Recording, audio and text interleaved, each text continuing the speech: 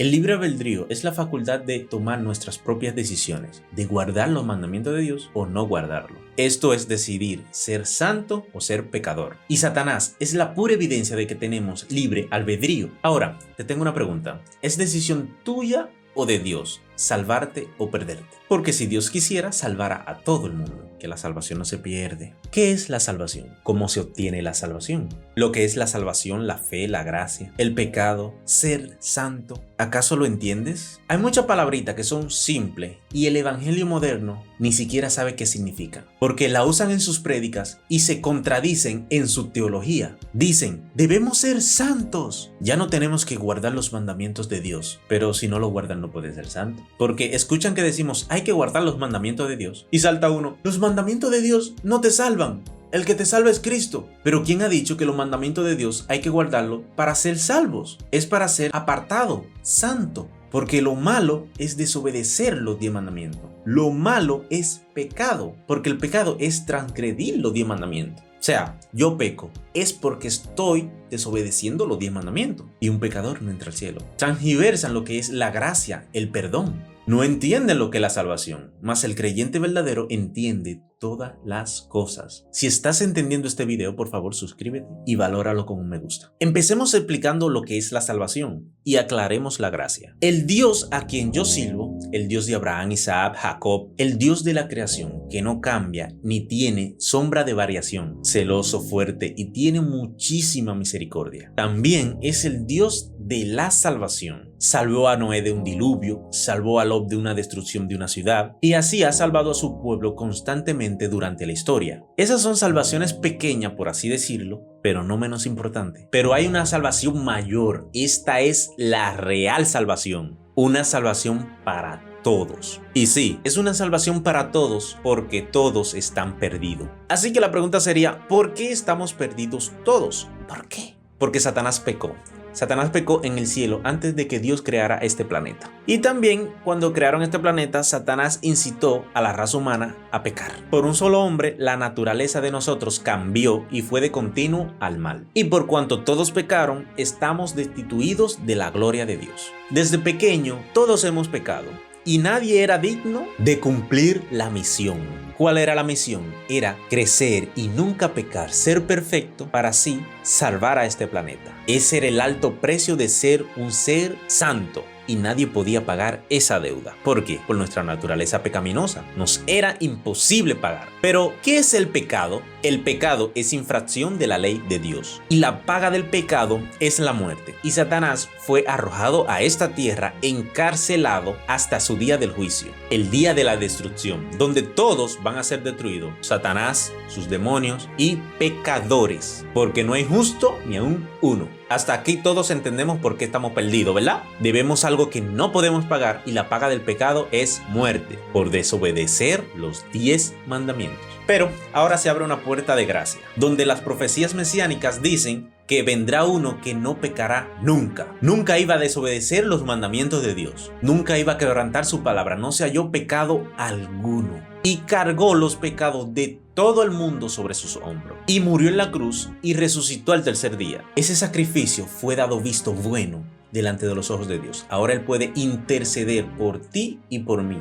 En el santuario del cielo vivió una vida perfecta como lo exigía la ley y murió una muerte que nosotros debíamos morir, pagando así la deuda. Ahora este viene a ser el segundo Adán. Por el primero todos mueren, por el segundo todos viven. O sea, ya tenemos el contrato de trabajo hecho. Ojo, todo el que la reclame la puede obtener. Así es la predestinación. Este es el sueldo que le depositaron a su cuenta bancaria. Sí, a usted. Aplica para todos, pero solo los que confiesan sus pecados a Él pueden retirar ese dinerito. Esa es la gracia. Se obtiene con arrepentimiento. ¿De qué te vas a arrepentir si tú dices que no hay que guardar los 10 mandamientos? Si confesamos las transgresiones que hemos hecho, Él nos cubrirá con la sangre y Él nos dará ropas blancas por confesar y nos hará hijos de Dios. Este es el pago que nosotros no podíamos pagar. Él es el que nos salva de la ira de Dios, de la ira que va a venir sobre los pecadores, Satanás y sus ángeles. Ese día lo conocemos como el día del Yom Kippur. Al tú creer esto de Cristo,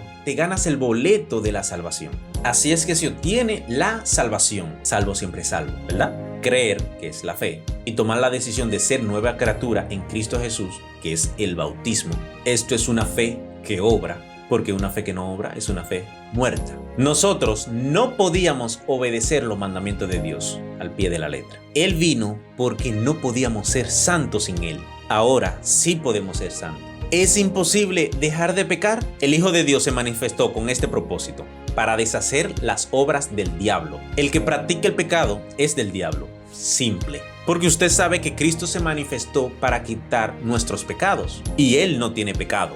Todo el que permanece en Él no practica el pecado, no peca. Y si de casualidad pecamos, pues abogado tenemos, pero es de casualidad, porque no para siempre vamos a estar tropezando. El plan es llegar al nivel de Cristo, y Cristo nunca pecó. Hasta que todos lleguemos a la unidad de la fe y del conocimiento del Hijo de Dios, un varón perfecto, a la medida de la altura de la plenitud de Cristo. Y mientras más nivel tengas, llegarás a un punto donde vas a dejar de pecar. Estamos en ese camino, pero con la posibilidad de volver a caer, claro está. Todo el que permanece en Él no practica el pecado. No, pero yo no practico el pecado. Hermano, si usted dice que es imposible dejar de pecar, ¿usted practica el pecado? Si usted dice que ya no hay que guardar los mandamientos de Dios, ¿usted practica el pecado? No, es que ya están abolidos. Fue clavado en la cruz. Entonces están pecando deliberadamente. Porque si existe el pecado hoy, es porque existen los mandamientos. Porque el pecado es transgredir los mandamientos. Si no hay mandamiento, entonces, ¿qué estoy haciendo mal? No hay nada mal porque no hay mandamiento. O no entienden. Al orar, usted nunca va a decir, Señor, perdóname por pisotear el santo sábado, porque usted cree que está abolido. Eso no hay que guardarlo. Entonces usted no va a pedir perdón porque no es pecado guardar los mandamientos de Dios. Ese pecado lo estás cometiendo una y otra vez. Incluso creo que ya has escuchado sobre estos temas, que es pecado, que está en los mandamientos de Dios. Yo estoy seguro de que tú viste un video que por aquí mío del sábado, y estuviste claro, pero guárdalo tú si quieres, yo no. O sea, ya tú estás consciente de que es un mandamiento. Estás pecando y tú no vas a pedir perdón por ese pecado porque tú crees, en tu corazón tú crees que no es pecado. Y cuando te vayan a juzgar con esa ley, porque es de los 10 mandamientos que van a juzgar, que están en el santuario del cielo, en el arca del pacto, están los 10 mandamientos. Cuando saquen esa ley, ¿qué tú crees que te van a preguntar del sábado? Pero tú sabías. Pero yo creía que no. Va a tener ese pecado bajo la cotilla. Y los pecadores no entran al reino de los cielos. Pero tú no pecas. Estamos en el camino de la perfección. Si caemos, abogado tenemos. Pido perdón de una vez y me comprometo a no volver a cometer ese pecado. Señor, perdóname por codiciar a esa mujer del amigo mío. No vas a pedir perdón por eso porque los mandamientos están abolidos. Y no vale decir, Señor, perdóname todos mis pecados. No, tienes que pedir perdón por ese pecado en específico. Porque el que sí vale de, Señor, perdóname todos los pecados, es en el bautismo, que tú vienes desde cero. Cuando cometes un pecado, perdón. Cuando cometes 10 pecados, perdóname por esos 10 pecados, tal cosa. Hay que confesarlo. Y si pides perdón por eso, porque codiciaste a la mujer de tu prójimo, es porque está en tu conciencia. Porque el nuevo pacto te dice que guardaré mi ley en tu mente y corazón. Pero no es por tu conciencia de decir que están vigentes los mandamientos. No es por eso. No. Tú sabes que está mal porque están aquí, pero tú tienes que reconocerlo en la palabra de Dios. No decir, están abolidos y hacerte el de la vista gorda. Entonces cuando te predican, por ejemplo, del sábado, el único que es de adoración a Dios están en contra de él, que ese va a ser el mandamiento que va a definir quiénes son los del pueblo de Dios de verdad. Que la gracia de Dios te va a cubrir. La gracia de Dios va a cubrir al que confiesa sus pecados. Porque en el día del juicio, cuando empiecen a sacar los pecados a la luz, ya Jesús no va a cubrir sus pecados, porque ya él salió del santuario. Ya el juicio es otra cosa. El que encubre sus pecados no prosperará, mas el que confiesa y se aparta alcanzará misericordia. El autor de la salvación dice, porque si seguimos pecando intencionalmente después de haber conocido la verdad, ya no queda más sacrificio por los pecados. Solamente nos queda la terrible amenaza del juicio y del fuego ardiendo que destruirá a los enemigos de Dios. Los enemigos de Dios son los pecadores. Y para los que dicen que no, que Dios es amor, que no es el mismo de antes, porque antes él desde que quebrantaban el sábado de una vez lo mataba, pero ahora no.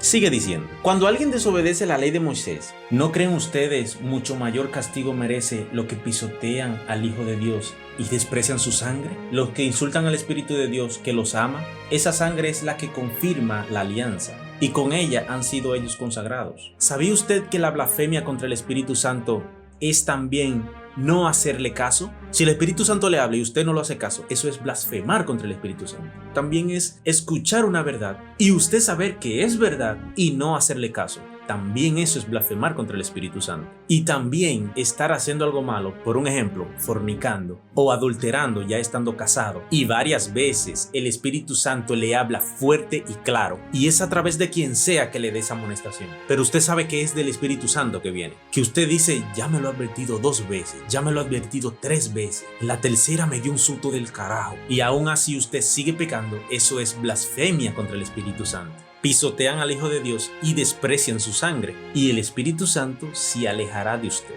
Porque si seguimos pecando intencionalmente después de haber conocido la verdad, ya no quedan más sacrificios por los pecados. O sea, que Cristo no intercederá más por usted estando ahora mismo aquí en la tierra. El Espíritu Santo ya no nos va a convencer más de pecado. La puerta de la gracia se nos va a cerrar en vida antes del cierre final, que es cuando Cristo se levante del lugar santísimo a favor de su pueblo que está en tiempo de angustia. Así que tenemos bien claro que es la salvación, porque tenemos fe en Cristo.